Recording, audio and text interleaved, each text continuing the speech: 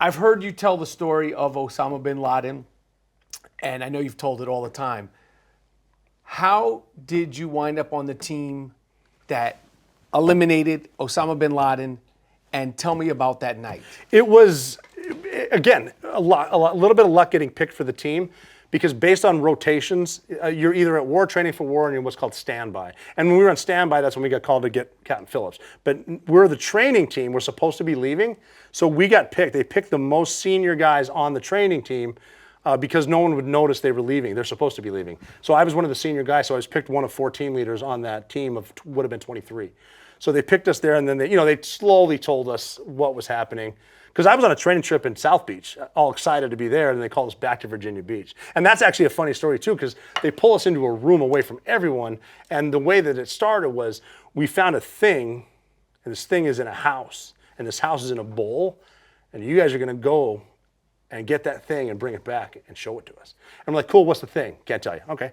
How are we getting there? Can't tell you. What country? Can't tell you. So we assumed it was Libya and Gaddafi, because this is April 2011. It's got to be Gaddafi, the Arab Spring. We're going to get Gaddafi. And they don't want to tell us because we're going to a flat top and flying in Ospreys or whatever it was. But then they said, like, there's no Air Force guys going with you, so if you used to carry a radio, you're carrying a radio. Get your gear ready. We're switching everything up. So we're getting our gear ready. And finally on Friday, they said, all right, go home and be with your kids. Come back Sunday. We're going to drive you to a place and read you in on what's happening. And I was like, okay, who's going to be there at the read-in? And they said, well, the Vice President, Secretary of Defense, Secretary of the Navy. It's like, what is this? And they're going down the list. They said State Department, blah, blah, blah, CTC PAD, and they kept going down the list. CTC PAD is the CIA counter-terror Pakistan, Afghanistan. So if we're going to Libya, why are they going to be? Anyway, I brought that home, probably had some scotch, came back on Sunday, and we split up into vans. I got 4 dudes in my van. I'm in the back. My boss is in the seat right next to me, and my buddies are up front. And I explained that to them, and I said, this isn't Gaddafi. They found bin Laden. And my boss goes, that's exactly what I was thinking. And so we're talking, we hadn't been confirmed yet. We're talking, my buddy driving, this is a true story. He's driving, he looks at me in the mirror, and my nickname was Nizro, so NSRO, Navy SEAL Rob O'Neill. And he goes, man, Nizro, if we kill Osama bin Laden, I will suck your dick. So 3 weeks to the day, we're standing over his body. I'm like, hey, brother, now's as good a time as any. We got like 10 minutes. I can knock one out. Right. But then we get down, and that's when we first met Maya and her team, and the commanding officer of SEAL Team 6 came in and said, all right, the reason you guys are here, this is as close as we've ever been to Osama bin Laden. They say his name. Just like that. And so I'm sitting in a room with, these are professionals. We've been at war forever, me and this group of dudes. So there was no high fives. It was more like cool, we going right now? We're ready. But they wanted us to train so the powers that be could see that, we were one of 5 options. But we wanted President Obama to be sure. And he actually afterwards said, I was never convinced bin Laden was there, but I was convinced you could go find out and come back. And what was cool about him too, he doesn't get a lot of credit for this. Our plan initially was 2 helicopters. We're probably going to run out of fuel. So are we going to hard point the building and you send like Biden to Pakistan to negotiate or whatever? So because I don't want to kill Pakistani police because they're not at war with us, but they're just doing their job, whatever. So our plan was that, and I guess I wasn't in the room, but they were briefing President Obama on that, and he goes, interesting. And he looked at the Chief of Staff of the Air Force and said, what do you need to rain hell on Pakistan because my boys aren't surrendering to anybody? And that's some Southside Chicago shit right there. Right. That was awesome. That's dope. Yeah. You'll never hear me say a bad thing about Barack Obama. That's cool. He crushed it, man. And plus, it was bipartisan. I mean, Secretary Gates, Republican, got a couple Republicans there. Obviously, Hillary Clinton. We're killing someone. Because she was around. So she's about it. When their administration was new when we went after Captain Phillips, and she was there, and she said, "Look, we got a team in Virginia. They're made for this. Send them." That's interesting. You said you'll never say anything about. Never. I like never. that. All right. And if you talk to him, tell him I still want to have a beer with him. Oh, yeah, I'm sure. Yeah. Hey, Pete, I'll hit him up. I'll take because I speak to him. That's fucking crazy. So wait, so as far as military stuff and dealing with the military and dealing with everything that you guys and foreign affairs, you thought Obama was. You give him your stamp of approval. Yeah. Well, here's my joke that I tell people. Republicans and Democrats are different because Republicans are huge on deterrence. Like they're going to put the carrier here, they're going to put the tanks here, and say if you keep fucking around, we're going to do this. Then I say liberals will stab you in the back, and that's where I come in. That's my joke. I like that. But he was, I mean, because he's not announcing all the shit we're doing. All the stuff, the drone strikes he was doing in Yemen, Somalia, the Bin Laden raid. I mean, he's got to play the political side of the fence, but when no shit comes down to killing the bad guy, he's all about it. He's cool with it. Didn't lose sleep over it either. All right, so you said you're training for Bin Laden. You mean like practicing specifically with these models and these mock-ups? You're not doing like push-ups and shit like that? No. We're training, so they had a site that looked like the exterior. Okay. And they were really good about Built to size. Yes, but they even said the interior is not the same. And I'm like, I don't want you to tell me what you think the interior is. I'll figure that out when I get there. Don't tell me you go through the door, there's a left turn, because as soon as I train on that, there's going to be a right turn. Don't tell me there. Oh, you don't want to get that. You don't want to. I'll figure it out. Okay. Don't tell me there's 3 dudes and 7 kids and 5 women. Tell me how many people there are, and I'll figure out who they are when I see them. And I won't shoot the wrong person, shit like that. So we're just training on the helicopters, the pilots to know where we want to go, so we get the wherewithal of where everything is, the cardinal directions, and how it's going to go, the perfect plan, fast rope here, drop here, rooftop. But then we start thinking, okay, that's the perfect plan. Now what happens? Well, what if they get out and a vehicle leaves? What if there's a tunnel? Like I even said to the point, what if there's one of those stupid slip and slides and he inflates it and then all of a sudden he's in the alley? You know, what happens there? And we're trying to what if everything, and this is actually funny. When I mentioned earlier the perfect plan only exists in the planning room, when we were actually talking about this, one of the bosses said, what's the worst thing that could happen? And the youngest guy in the room said, well, the helicopter could crash in the front yard. And we look at him like, what the fuck? Why would you bring that karma on us? He goes, I don't know.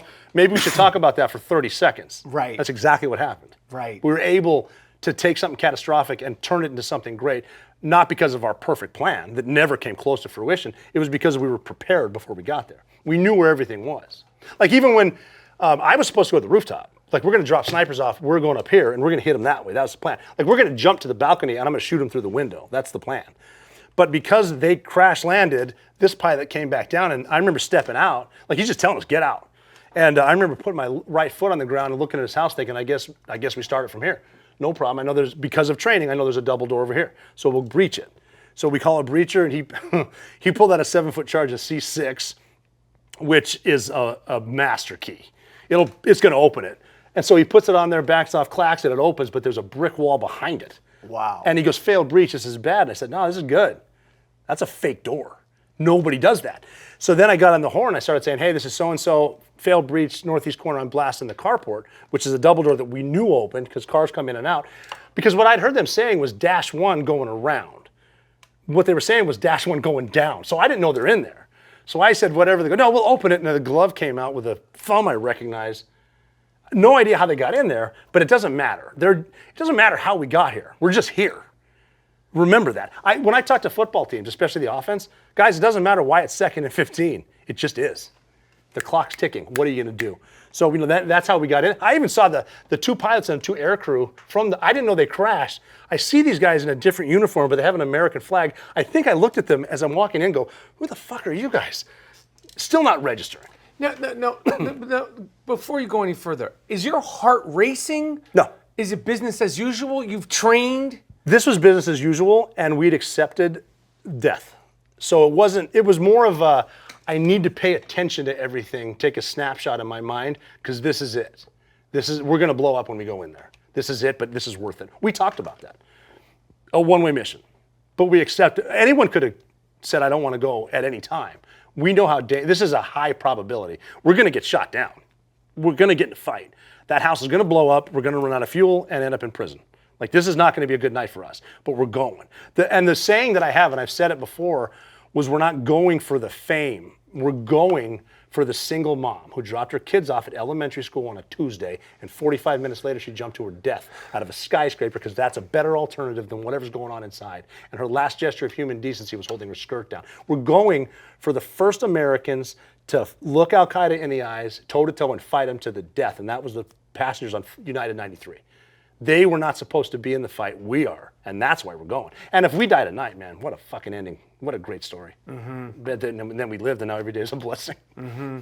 So, wow. I mean, it was even so weird, too. Like, I'm a basketball fan. I'm a Redskins fan. Well, sorry. I was a Redskins fan.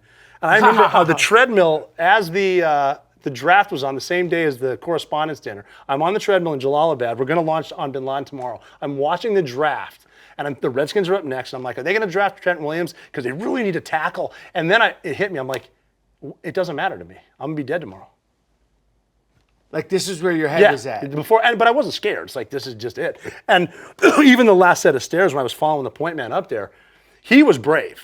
I was just thinking, I'm tired of thinking about it. Let's get this over with. Bin Laden's right there. He's going to blow up, but I'm tired of thinking about it. Let's go. So you get in the house, and then what happens? Well, I get in the house, and I'm watching my guys. Because of where we landed, I have a front row seat to the greatest mission in modern history. So I'm watching my guys work. Like, I'm in a room. Look, I hope you're never in this situation, but if you do get in a gunfight in a house, get out of the hallway. It's just good business because the bullets come down the hallway. So where do you go? In a room. Okay. Find a room, clear the room, and I'm like looking for bombs, but I'm also looking out. And I'm watching. You have a rifle? Yeah, but I don't have a shot on anything, so I'm kind of just watching. But other dudes are working everything from. So we got the 2 dead people right here. We got the women and children that they're herding up right here, trying to calm them. Little shit like crack a chem light, hand it to a kid, calm down. I'm not your friend, but I'm not going to hurt you. Is it dark? Yeah. And it's a standard target. You can hear kids crying. It still breaks my heart. I'm not here to hurt you. But then I'm watching dudes that know they can blow up too, but they're doing their tactics. Slow is smooth, smooth is fast. Try to open the door, it's locked. Kick the door, doesn't open. Mechanical breach, now explosives. And then they're working. And I'm like, I'm just so proud to know these guys. Look how smooth they are. They're not afraid. They're just doing it. And then the woman that found Bin Laden said, I don't know what it looks like in the house, but there will be a set of stairs. And on that set of stairs, in between the first and second floor, you're going to run into Khalid Bin Laden. And he's going to be armed. And here's how cool she was. She goes, and if you can ace him, you'll probably get a shot at the big guy. That's how she said it. And so I came around to this stairwell. They went through the door. There's about 6, 7 dudes in front of me going up the stairs. And Khalid was here, and he hopped behind his banister. He was armed. And normally, in an urban environment, there's dudes in front of me. I'm going to grab 3 of them and pull them out, because if he starts throwing grenades down, but we're going to die. So I'm like, I got to see how this happens, because there's 2 grown men that want to kill each other, separated by 10 inches. How's he going to do it? And he whispered to him. He said in 2 different languages, Khalid, come here. Khalid, come here. In Urdu and Arabic. And it confused him. What do you mean?